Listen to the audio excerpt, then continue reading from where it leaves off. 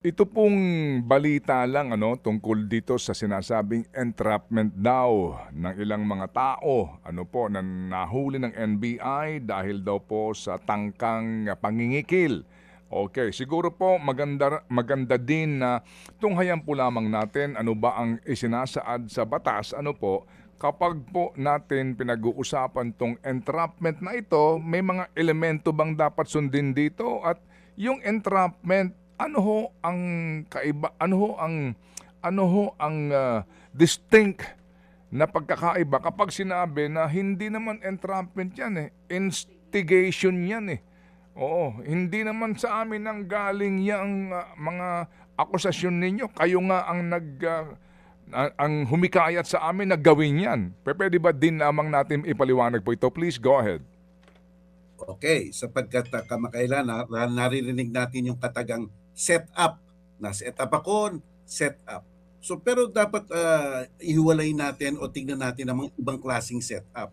Diyan na nga pumapasok ang tinatawag na entrapment at instigasyon. Ano ang epekto nito sa ating batas? Basta't sinabi mong instigation o instigasyon, hinihimok mo, inuudyok mo, at saka inaakit mo ang isang tao para gumawa ng isang krimen. So iyan. Pero ang entrapment ay ang paggamit ng mga pamamaraan, pakana o diskarte para na mahuli lamang ang isang taong lumabag na sa batas. So ilang kaiba nun. Basta't instigasyon, hinimo ka lang, inidyo ka lang, at inakit ka na gumawa ng krimen pero inosenteng tao ka, maaabsuelto ka kung kasuhan ka.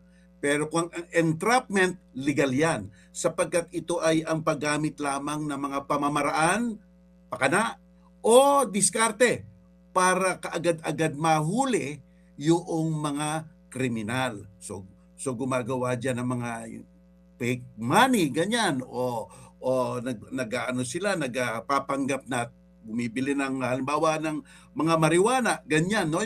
Pero nahandoon na. Pinapadali lang nila ang pagpabdakip doon sa mga gumagawa na ng krimen. Iyan ang kaibahan niyan. Kung instigasyon, absuelto ka. Kung entrapment, huli ka.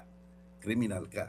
Iyan ang istorya niyan. Mga kapatid, patuloy po kayong tumutok sa 105.9 True FM para sa totoong balita, impormasyon, music, and entertainment. Mag-subscribe sa aming YouTube channel at podcast at sundan nyo kami sa Facebook, Instagram, X at TikTok sa True Network PH.